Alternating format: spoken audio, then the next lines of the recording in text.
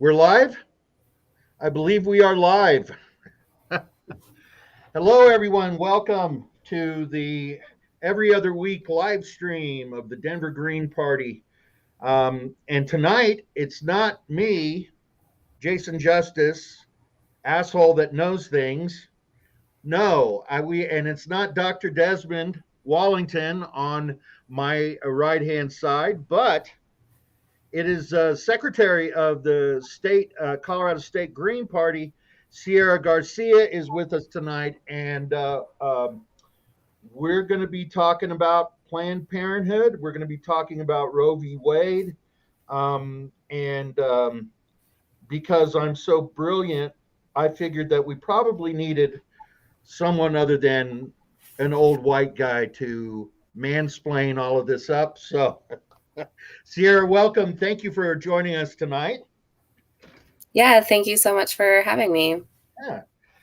Well, we're psyched. I've known Sierra a while, and they are a comrade. So we're very glad that you're here with us. You have a lot of special insight into this issue, and the fact that you have experience working with Planned Parenthood. Before we jump in, I just want to say to folks out there, go to our Facebook page. If you have questions for us, you can follow us on the live stream. After the stream is over, you can ask us questions, send us messages there. Denver Green Party, you can go to denvergreenparty.org, get on our mailing list, get in touch with us. We'd love to have you join us. It's going to be a long summer. It's going to be a long election season till 2024, and we would love to have your help and your input and your insight into and to help us grow this burgeoning movement on the left here in the country. So I already teased this out. Sierra, tell us a little bit about yourself and your experience and what you were doing when you were working for Planned Parenthood. Okay, so like Jason said, my name is Sierra, and I worked for Planned Parenthood for about 6 months last year, and I was a health center assistant, which is essentially the person who has all of the roles in the health center. So the health center assistants do everything from front desk. They do all the family planning stuff, educate about birth control, as well as do all the consenting for abortions and talking about abortion care. And so we're essentially every position in the health center besides the providers. Wow. What's it? We got together on Monday night and we discussed some stuff. And what I'm interested in is uh, things around the security culture that you all have to have there. Because you were at Park Hill, right? Yeah, I was. Okay. Yeah. And so, what's the environment like around that Planned Parenthood center? Sure, yeah. So there's protesters all day long, every day, just constantly there. There's actually a call to action for the organization 40 Days to Life to have protesters there every day. It's a religious organization that protests across the country. And very secure, very tight security. Of course, I can't go into like super specifics, but everything is everything is a badge. Like you have to have a badge to get into pretty much every single door. They heavily train you in security measures before you even step foot in a health center. And they do so many drills and actively talk about all of the things constantly that could happen in a Planned Parenthood. There's several stops for secure checks just to make sure that the people coming in are safe and that the people that are already there are safe, as well as the people who work there. Wow. Um, how aggressive are the anti-choice people? So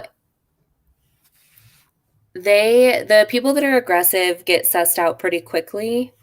There's like a list of people as well as their pictures posted in all the Planned Parenthoods that people that have been abrasive and violent towards patients as well as towards people who work there. A lot of the times it's just trying to stop your body from going into the clinic. So trying to stop you from pulling into the parking lot. If you're walking, say you took the bus, they might follow you all the way to the front gate and talk and like try to get you to not go in. They try to restrict your body from moving um, by getting in front of you and blocking, like I said, entrances and that kind of thing. And security does the best they can, but it's hard. It's kind of like a pick your battles type situation in that case, because if there's 60 protesters outside and one security guard, like if nobody's being super, super angry, but like one person keeps walking in front and kind of like making cars slow down and have to go around them, is it worth getting the other 60 people up in arms about what's going on when you don't necessarily have the manpower to defend against 60 people at one time? So like they'll talk to them, they'll ask them to move and that kind of thing, but it's a very security positive culture for sure. There's a lot of checks and yeah. Have so I security is something that I think about a lot. I think that a lot of us on the left think about because of the fact that, well, leftist organizations are always infiltrated. This is common practice by the federal government, but now I think that with the amount of shootings that are going on right now, maybe the feds are going to take this a little bit more seriously. Eh, do the feds or the police have any presence at Planned Parenthood clinics unless you call? I mean, they don't just show up. From Right. Yeah, they definitely don't just show up. Um, it's very much if we call. Um, just like a lot of places, there are like panic protocols that you can use and exercise. But no, police don't show up unless they are summoned to the area. Okay. So have you ever been there when the police have had to be called, or is it generally you just kind of leave that alone and let the volunteers kind of deal with bringing people in safely in and out? Yeah, so I have not been there when the police were being called. Luckily, so I was only at Park Hill for 2 months, 2.5 months. Right. So I didn't have a large experience there, just a little, but I never was there when the police were called to deal with any protests or anything outside. While I was there, we didn't have any big security threats as well. Well, I so in Colorado Springs in 2016, I believe was when that attack on the Colorado Springs Planned Parenthood happened. And I was talking about this. There's an article from USA Today from 2016 about how the Planned Parenthood shooter was happy with his attack, and you just look at Robert. I'm not even going to say his name. It's right there in the article, but it seems like in this country we've been ramping up to more and more extremist violence, and there has been a real coalition now between uh, anti-choice groups and um, and white supremacists and people that talk a lot about white replacement theory, i.e., see the shooter in Buffalo. Um, that was his whole thing. Sierra, what does Planned Parenthood talk about this kind of stuff with the folks that work there? Do you all talk about the the way that these philosophies are coming together and making it putting even more and more? I hate to use the word targets, but the targeting Planned Parenthood. Do you think that uh, it's more intense now than it's been, or has it always been like this? Just anecdotally. I think that it's been like this for a while. Yeah. I would say as, technology has grown and it's easier to access information just at the tip of your finger, I would say it's been like this for a while. So Planned Parenthood, from the training that we receive, Planned Parenthood is the organization that gets the most terrorist attacks annually in the United States. Most terrorist attacks, most terrorist threats. So just looking at that, like the Planned Parenthood is already at the top of everybody who is trying to incite terror's list. And that just means that as more people decide that they want to commit violent acts, it's going to continue to be at the top of the list. So yeah, I'd say there's definitely, because of the expansion of technology and because of right after an attack like the one in Buffalo, there's always heavy attacks right afterwards, heavy shootings. So I think that there's always a risk.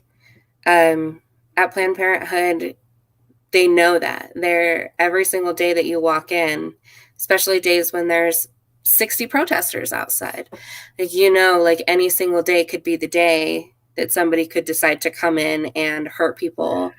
Any day could be the day that somebody decides to intimidate somebody to the point of violence. We can't control what the patients do, what patient families do, anything like that. We can't control, obviously we wouldn't want to, but we also can't control what the protesters do. So any day could be a day that ends in violence when you work at a clinic like that. And it's really hard because it is such an important job and it's such an important role in a community to play. But it's really nerve-wracking every single day walking into work. Yeah. It, it almost makes me think about how, folks that, I mean, y'all are on the front lines, the front lines of this domestic terrorism battle in this country. And, when I think about folks that work at Planned Parenthood or work in different affinity groups around pro-choice, um, and people that support reproductive rights for folks that are able to reproduce.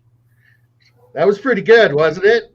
I said that I was going to figure out a way to talk about this without without gendering it, and I think that's important, because we're in a different world now, and that's good. Thank God we're in a different world, and I'm being very thoughtful about the way that I'm talking about this as a 15-year-old cis hetero white male from Littleton, Colorado. But the this this y'all being on the front lines, it's almost like, I hate to say it, but it's that kind of mentality that I think that soldiers get in a war zone, which is today could be the day, and you just kind of have to, well, this, just uh, shoulder forward with that kind of thing on you. And so um, that takes some intestinal fortitude. So I take my hat off and show my Thanks. bald head to you. But yeah, I really, I have to commend you and all the folks that do that. Let's talk a little bit about the fact that a lot of the affinity groups are heavily involved with the Democratic Party, and we're not. And I'm not trying to shit on those groups, the Women's March, the Pink Hat March, and stuff like that. I think that's great. Um, but how far are you willing to go, folks? Is my question.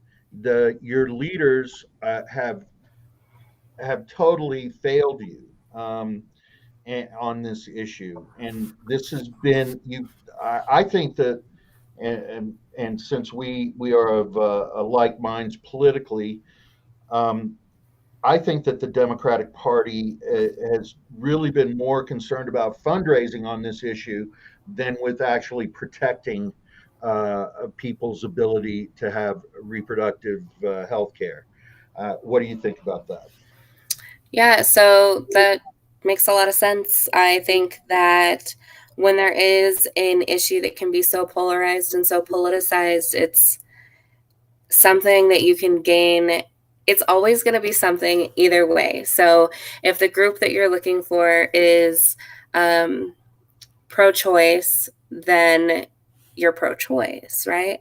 Mhm. But if the group that you're trying to pander to is pro-forced birth or anti-choice, then it's a way to politicize a human rights issue.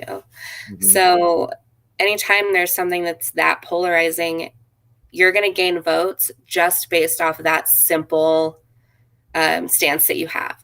If it was something that they had actually put in writing and finally made legal, or at least made the undue burden, like Roe v. Wade, which is what Roe v. Wade does, is make it to where it's illegal to have an undue burden for getting an abortion.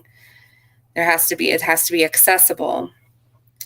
Um, a safe abortion, of course, has to Right. be accessible. If they were to actually have put something like that in writing, then they'd lose that view as being able to pander votes. And so why would they do that when it's such a big one? It's such a big vote getter. Why would they put something like that down on paper when they could just gain votes from it for forever?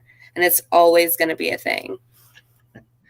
It never ceases to amaze me that when Hillary Clinton was running, her Tim Kaine was her running mate, and he's a pro-life Democrat, right? Or Right. pro-birth. We should just call him pro-birth Democrat. A lot of this anti-abortion rhetoric really rolls up into white replacement theory, which is the theory that there are more brown, black, and Asian and indigenous babies being born than white babies. And I have an article here about the history, basically, of this is the long history of the anti-abortion movement's links to white supremacy. This is from the Nation. This has been pretty recently, I think 2020 maybe, or that this came out. But you can go in there and check it out. I mean, even so, everybody knows Richard Spencer, who as famous um, famous freaking idiot. Probably one of the most watched memes was of Richard Spencer being punched in the face by a by one of the Antifa, the dangerous Antifa, anti-fascists, right? But he coined the phrase alt right, and you know, I think that with the white replacement theory, the misogyny that is both, I think, for sure the Republican Party, but there's a hell of a lot of misogynistic stuff in the Democratic Party as well. They want to talk about they're protecting women, but they're not doing that. I mean, you know, Donald Trump famously is one of the, he could give a shit if people are having abortions out there, and yet here are all these people with a hook in their mouth. One of the an interesting thing I think about this anti-choice movement is now these people are calling themselves abolitionists. And that's funny because the last group of people that I ran into that were calling themselves abolitionists were people who support the movement for Black lives. I could be wrong, but I think that that's true. Sierra, that you did a lot of work with Black Lives Matter in Grand Junction, and so how do you feel about this co-opting of these of these phrases that have been part of what we do and part of who we are forever? So it's so interesting because people on the right and even, Democrats, um, will use words, will get angry at the words of people that they don't agree with. They'll get angry at the words and they'll twist them and make them into something they're not until those are words that they want to use themselves for their own gain. And then those words are totally normal and totally fine. If you think about when they mandated vaccines and everybody was like, oh, what about my body, my choice? It's the same thing there. So my body, my choice is only okay and is only used in your context. It's not used in anybody else's context. And the fact that they would say, but you believe in my body, my choice, so why isn't this my body, my choice? Like they also changed their stance, that they also agreed now that it's your body, your choice, but they didn't. It was only about vaccines, which is literally the dumbest thing ever. But for them to, it's constant all the time, right? So Black Lives Matter, all lives matter. Like Right. this is just what we're doing now. We're going to take the words, we're going to weaponize your words against you and then use them to better our own political ideology, our own agenda. And Right. it doesn't make sense. Yeah, I've seen it happen too. In groups like the education reform movement, how they will start talking about equity and things like that when they're really just about privatization of schools and that kind of thing. I mean, it's a classic from everybody's playbook. The I had another question for you, and I don't know how comfortable you feel talking about your experience with crisis pregnancy centers. Oh, But sure. yeah, yeah. And folks, you probably, some of you may know what a crisis pregnancy center is. I've got a link to it at why crisis pregnancy centers are legal but unethical. And what I want to say about it, there's 2,500 of these centers around the United States. Um, that's probably 4 times as many Planned Parenthood clinics there are in the United States. In 10 states, they're directly funded by the state. And the interesting thing about them is that there are crisis pregnancy centers listed on the CDC website as part of their whole approach to reproductive health. And which, the CDC, Jesus, I wish you'd get some people that know things there. Anyway, I digress. There's the pandemic's over. We're all good now, right? Thank you, CDC. Anyway, so Sarah, I know that you have some experience with one of these, in Grand Junction. Maybe we can talk about that a little bit. Yeah, so Grand Junction doesn't have traditional access to like a Planned Parenthood, like a lot of smaller communities, a lot of more Republican communities don't. A lot of those communities, and in particularly the one I'm from, Grand Junction, they had two pregnancy centers, two of the pregnancy centers there. And they're, to my knowledge, those two there are religious based. They will give you information if you ask for it about adoption, about continuing a pregnancy, but they won't give you information about abortion. They refuse. They instead shame you for asking those questions. I myself didn't ask those questions when I found out I was pregnant at a young age, but I had a friend who I went with to confirm her pregnancy who did ask those questions. And she was shamed. And so instead, we had to go to the health department where she was finally able to get information about abortion. But there's nowhere in Grand Junction that you can actually get an abortion. You have to go outside of Grand Junction to get one to a Planned Parenthood, whether that's Durango, Denver, or Glenwood. And the pregnancy centers, they send you there if you're trying to get like on WIC or anything like that to confirm your pregnancy.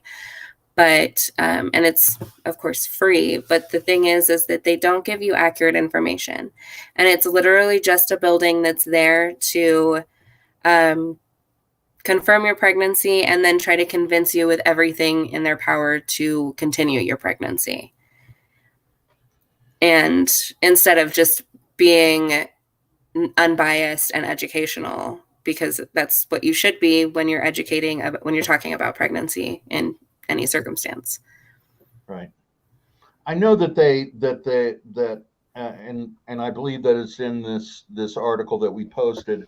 But I know that a lot of these places will say things like condoms aren't effective, and the only way is abstinence, or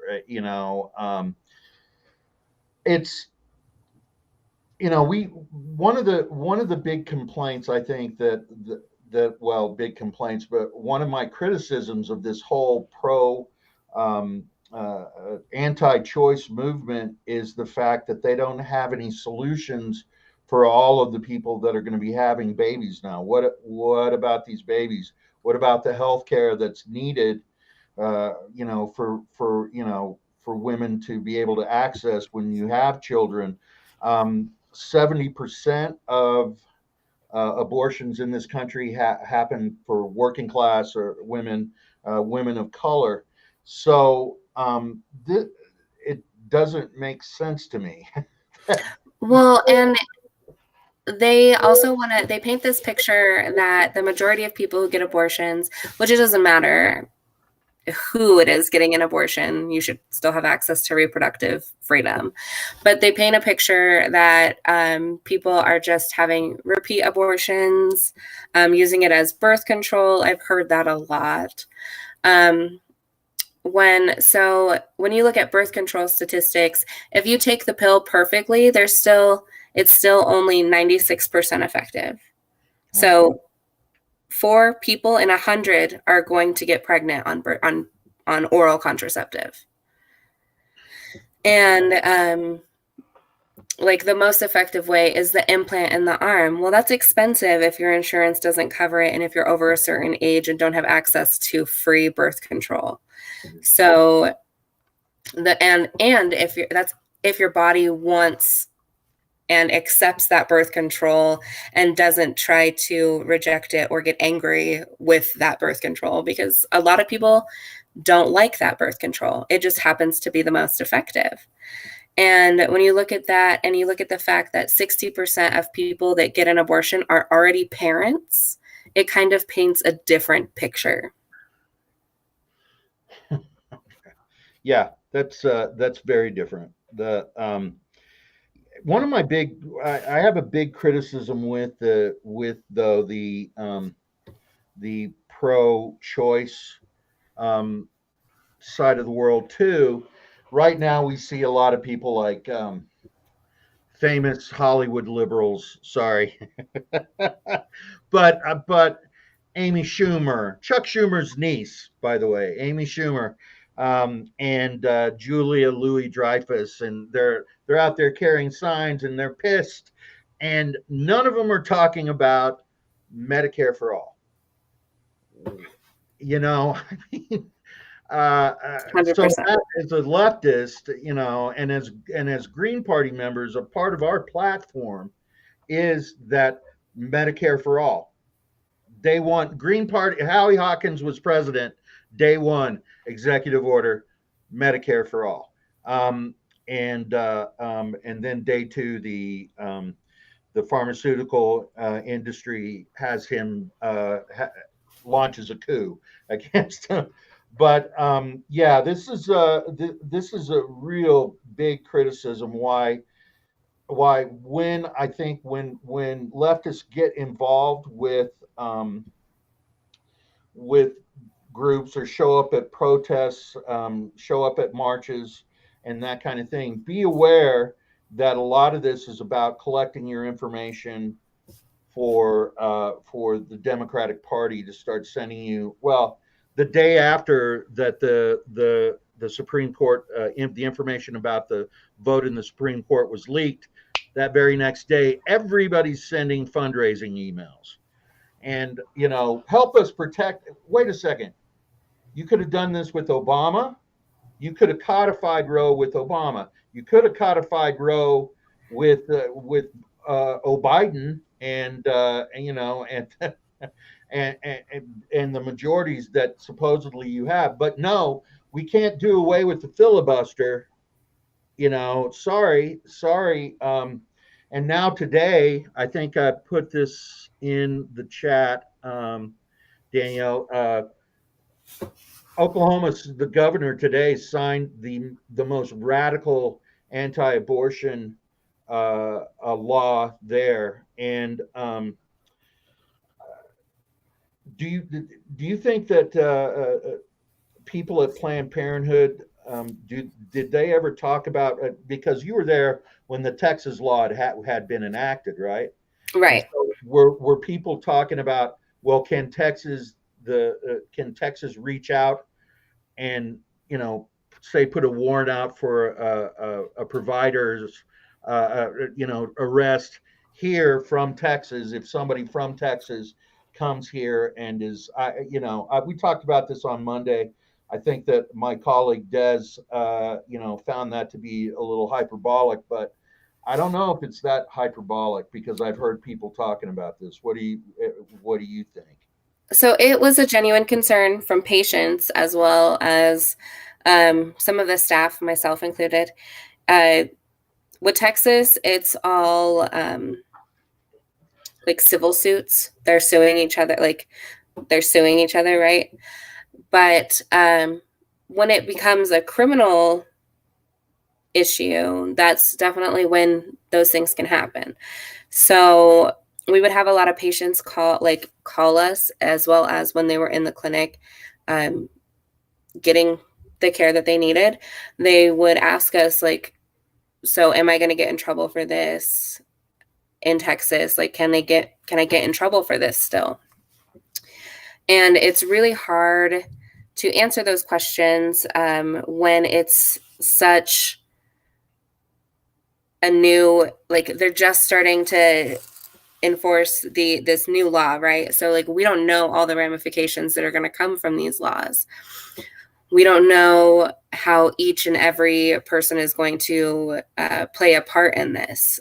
Can they still sue somebody who got an abortion in Colorado? I don't know. They might be able to. I do know that when the law did pass and when they signed it into law, our center was incredibly busy. Like, we were getting so many patients every single day from Texas. The providers actually put up a map, and they were putting pins in locations outside of Colorado. And in a month, there was pins everywhere, all over Texas, all over Oklahoma. Wyoming, there was so many pins that it was getting ridiculous, and it's just going to continue happening. And then the other care that Planned Parenthood provides is going to become less and less. So there's going to be less access to the other care because of how bombarded the system's going to be taking care of people from other states whose governments failed them. Yeah, and this is a failure top to bottom. Yeah. It's a failure top to bottom. Once again, folks, go to denvergreenparty.org to get involved with us. Go to our Facebook page, send us a message. After this, if you're watching this later, after the live is done, feel free to message us on our Facebook page. We'd be happy to answer any questions for you. If you, and if you're a naysayer and all of that kind of stuff, hey, more power to you. Anyway, so because we don't have to be as politic as everyone else, and I think that if you've watched the live stream from time from time to time, you know that I just don't give a shit, and I'm going to say whatever about the neoliberals and the fascists. Feel inspired to contribute to our ongoing momentum by going to the link that's in the chat there. Also, from the back end, Danielle says, funny how right wingers are so against national health care, but are okay with the people paying for astronomical birth costs. Preconception is so much cheaper. That's from Andrea in the chat.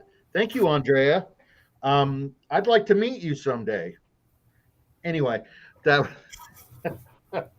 that's my partner, Andrea. Um, no, that was from Andrea. Okay, great.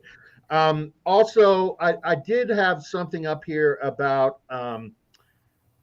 the uh, the the reason this religious extremism is so and right wing extremism has been around for a long time. Army of God comes to mind. There are definitely parishes. St. Thomas More comes to mind here in Denver. That's part of the Archdiocese of Denver. That they harbor Army of God people there. So it's yeah. So anyway, Danielle was just telling me something on the back end. So I think that that's about as much as I mean. I don't think that there's a lot more we can say about this. I wish that we had more of a clear plan. I mean, this has always been part of our platform. The part of the Green Party's platform is access to healthcare for people that are able to reproduce, and so um, it's very frustrating to see that it's here. That this small group of people on the right is running roughshod over the rest of the country. But And go ahead. I have kind of a little challenge for everybody um, to help make it to where abortion is becoming destigmatized. So when you talk about abortion and you talk about reproductive freedoms, don't shy away from the word abortion. Abortion, abortion, abortion. Say it. It's a healthcare procedure. It's nothing to stigmatize, not even the word.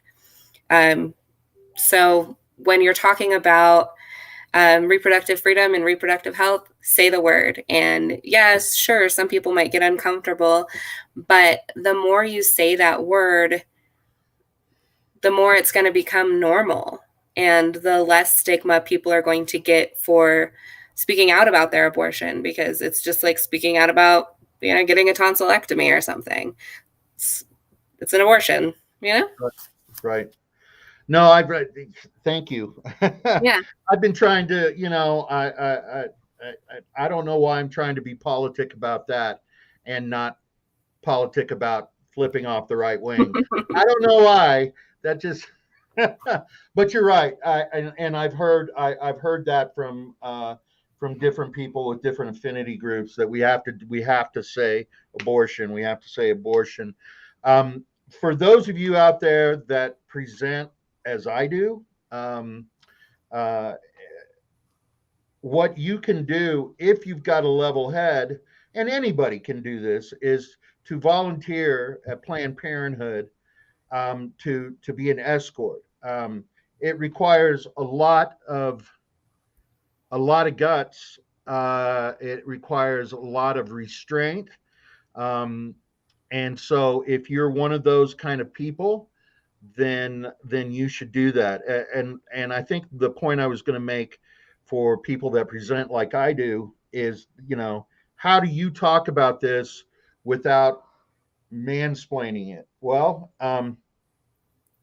it's abortion is healthcare. Reproductive healthcare is healthcare.